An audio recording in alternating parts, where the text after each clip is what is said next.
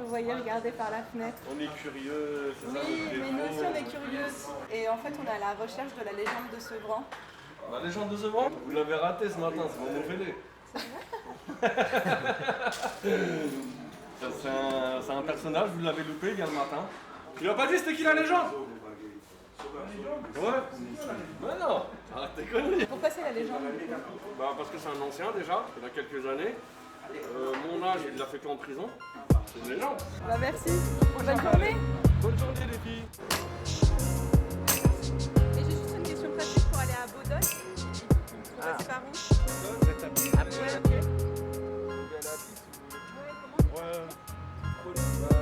Prenez là, ça dans même là, vous allez tout droit, et à un moment donné, vous avez comme un carrefour, on peut appeler ça un carrefour, avec un grand panneau Carrefour Bedot. Vous voyez celui là sur la droite là. Ouais. Méfiez-vous un petit peu là. Après, ouais, c'est vrai, faites un peu attention. C'est pas non plus, voilà, mais faites attention. On connaît, ouais. J'ai fait pas mal de choses à Sevran. J'ai accompagné des mères au conseil de discipline, des mères au commissariat pour récupérer leurs enfants. J'ai accompagné des mamans au parloir à Villepinte. J'ai aussi participé à des bons moments, des familles qui mariaient leurs enfants, des filles qui venaient chez moi, qui sortaient en cachette pour voir leurs copains, qui mentaient à leurs parents en leur disant « je suis avec Nadia ».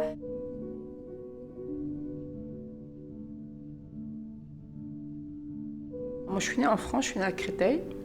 Et à l'âge de 16 ans, mon père nous a emmenés en Algérie. Je ne savais pas, il nous avait dit que c'était pour les vacances, je ne connaissais pas du tout. On arrive dans une ville qui s'appelle Annaba. J'arrive, très belle ville. J'étais contente, la mer, tout ça. Ouais, c'était la famille. Et après, il nous dit j'espère que vous avez dit adieu à la France parce que plus jamais vous mettrez les pieds là. Waouh, pac, un choc. Je suis restée 10 ans. 10 ans. Après, on n'est pas resté à Annaba parce que c'était comme une grande ville. On a été dans un village de mon père.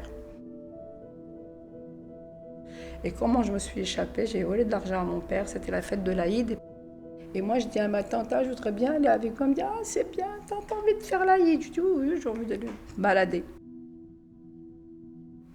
Et je m'étais mise d'accord avec le facteur du village, c'était un village. Et au lieu d'aller à la mosquée, je prends le taxi, je monte dans le taxi, j'arrive à Sétif. Sétif, c'était à 30 km du village. J'arrive à la gare, je demande la gare, j'arrive à la gare et j'ouvre, parce que mon père mettait l'argent dans les gants de toilette. Et j'ouvre le gant de toilette, je lui dis, je pourrais avoir un billet pour Alger. Et bien, la bêtise que j'avais faite, c'est quand dans l'argent, c'était en francs, parce que mon père était retraité de France, parce qu'il était en France, il avait travaillé. Il me dit, non, mais je ne peux pas vous donner, mais madame, c'est du franc, c'est pas du dinar. Je dis, mais je m'en fous. Il me dit, non, mais je ne peux pas.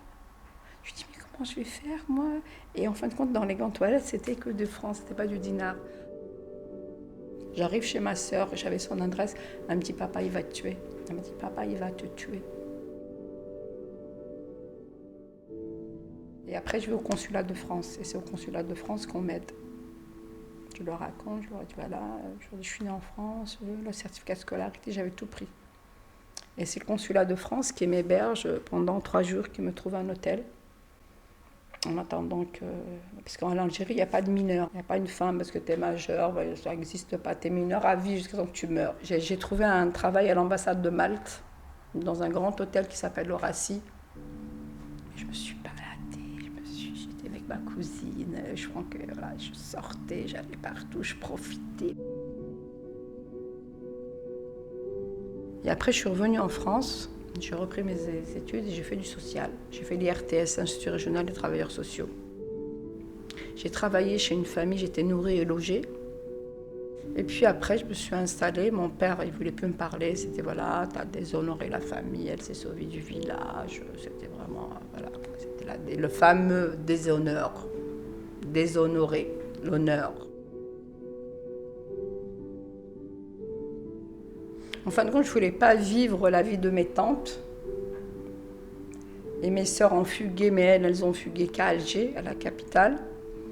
Et je ne voulais pas vivre comme mes cousines et tout ça, parce que tu n'avais pas de vie. Hein. Tu faisais à manger, tu faisais ceci, c'était une petite montagne, tu ne sortais pas et tout ça. Et je pense que c'est ça. Je ne voulais pas.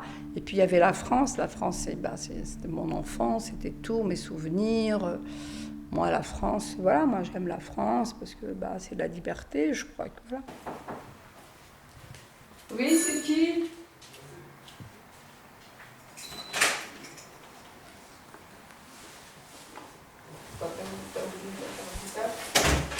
Oui. T'as rendez-vous à quelle heure? Non, rendez-vous à Sevran 16h. Oui. T'es venu avec quelle voiture? La mienne. Et le truc du permis, t'as été pour le prendre, pour qu'il rajoute, que tu repasses? On va voir comment il s'appelle, celui de Sevran, là, le fils de Malika. Hein? T'as plus de points du tout. Vous faites des conneries, vous laissez avec vos permis, tu conduis comme un malade, comme un taré. Et là, j'espère que t'as des points, j'espère que t'es pas en train de faire le con, là. Oui, mais j'espère que là, tu te fais arrêter, t'as plus de points, tu sais qu'est-ce qui va t'arriver. J'espère que tu n'étais pas en train de me mentir. J'ai envie qu'ils vivent leur vie, qu'ils arrêtent de trucs des adultes, les interdits, et ceci. Déjà, il y a tellement d'interdits au niveau du code pénal, au niveau de la loi, au niveau en plus leur quotidien, qu'ils vivent leur vie et comme bon leur semble et qu'on l'arrête avec les traditions, les coutumes. Voilà, c'est plus ça. Tu l'as prise, ta carte? Ok. J'ai créé la Brigade des mères en juin 2014, justement pour avoir cette liberté de parole, parce que j'étais travailleuse sociale et on me disait oui, tu te rends compte, tu travailles à l'éducation nationale, tu dis ça, tu salis cette fameuse image. Et puis après, je voyais qu'il y avait une radicalisation, puis après j'ai vu l'échec scolaire énormément, les enfants sans bahut à la rentrée qui venaient me voir, et je voulais tirer le signal d'alarme. Et puis après, on a créé cette association. Au début, ça allait, mais après, ça a été très dur. Parce que dès que vous parlez de sujets qui fâchent, de religion, d'autres, c'est un sujet qui est encore tabou, surtout chez nous. Et puis moi, je pense que la radicalisation ne devrait pas être tabou. C'est comme les femmes victimes de violences conjugales, c'est comme l'échec scolaire et autres. Et justement, à force de ne pas vouloir en parler, on a créé justement ce qu'on voit aujourd'hui. Pourquoi Brigade des mères? Parce que moi, quand je faisais les conseils de discipline ou j'allais au commissariat, c'était toujours les mères qui étaient présentes. Je voyais rarement le père qui venait dans les conseils de discipline ou autres. Et c'est pour ça que je pense que c'est la mère, c'est la femme qui porte tout. Là, on a une jeune femme dont la fille sort avec un salafiste et voyou, c'est des salafistes voyous, 10 ans son aîné. Et puis elle ne sait pas comment faire. Sa fille commence à changer sa tenue vestimentaire. Elle a trouvé des robes, des djellabs et tout ça. Et c'est sa fille unique. Et puis, ça crée des conflits à la maison. Alors, elle, la maman est comme moi berbère, le père est italien. La gamine est tombée amoureuse, elle a 16 ans, d'un mec de 30 ans. Barbu jusqu'à là, dans la religion. Sa fille, elle est à fond. En plus, le père italien, le porc et tout ça, elle n'en mange plus. Le vin, truc, là. Elle dit non, j'ai pas faim, non, je vais être végétarienne et tout ça. Sa mère, elle a été partout. On lui a dit que c'était pas un délit, puis ceci. Et du coup, là, ils l'ont emmenée en Italie. Elle a fugué de l'Italie. Elle a rejoint son mec et elle s'est installée avec lui. Juridiquement, tu peux rien faire. Parce que c'est pas un délit de vivre avec quelqu'un qui est intégriste, tant qu'il n'a pas commis l'acte. Ma mère, elle est malade, elle ne sait pas quoi faire. Moi, j'ai parlé avec lui, il m'a dit non, moi, je ne suis pas comme ça. Mais il est quand même surveillé. Elle est mineure, la gamine, elle n'a que 16 ans. Et là, la mère, elle m'appelle tous les jours. Je lui dis surtout, tu maintiens le lien avec ta fille. Parce que si tu coupes le lien avec ta fille, eux, de l'autre côté, vont être très contents. Elle est encore jeune, elle n'est pas mûre, et s'il y a un problème, parce qu'il est très violent, elle ne va pas savoir où elle va se réfugier. Elle va se réfugier au milieu de sa famille, et c'est là qu'elle risque de... Mais c'est très dur, moi je la comprends, ça ne doit pas être évident pour une mère.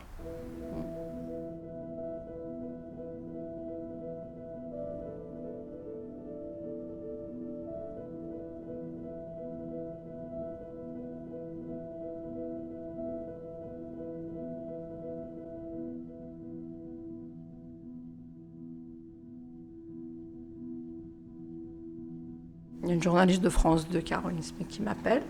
Le but, c'était de la place des femmes dans le lieu public. C'était ça, le thème.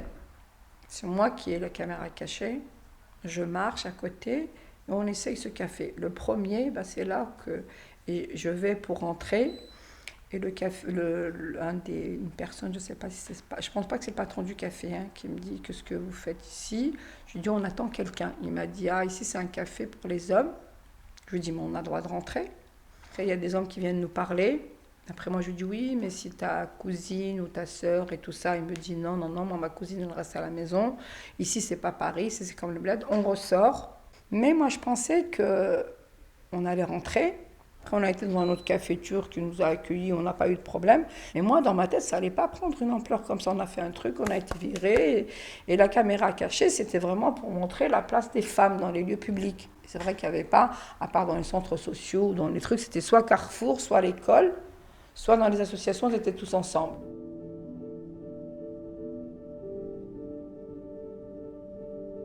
Ça a été récupéré par cette fameuse, soi-disant, gauche. Et Clémentine Autain, qui est féministe, soi-disant, qui se bat pour, soi-disant, les droits des femmes, au lieu de nous soutenir, nous, en tant que femmes, c'est quand même nous qui avons été virées du café, et elle s'est mise du côté, franchement, rien que ça, c'est dégueulasse. En plus, elle me connaît, Clémentine. Parce que moi, quand j'ai fait l'association, je l'ai sollicitée, Clémentine. Elle m'a dit, non, mais toi, tu parles de laïcité. Je lui ai dit, pourquoi ? Parce que je suis maghrébine, il faut que je passe de couscous, il faut que je parle de religion. J'aurais fait des macros tous les jours, et du couscous et du henné. Elle serait venue à mon association. Tout le monde a un rôle défini. Et dès que tu sors du cadre, on est montré du doigt. Comment que ça se fait qu'elle sort du cadre, en plus beurette et tout ça. On est plus, entre guillemets, on va dire des têtes brûlées, que les bonnes épouses ou les bonnes filles qui auraient voulu que, je vais dire, les politiques et la société nous demandent d'être soumises, d'obéir. On est obligé de se battre pour nos droits, pour ceci. On a l'impression que le combat ne finira jamais. Et si on ne fait rien pour cette jeunesse, moi c'est les jeunes mon combat.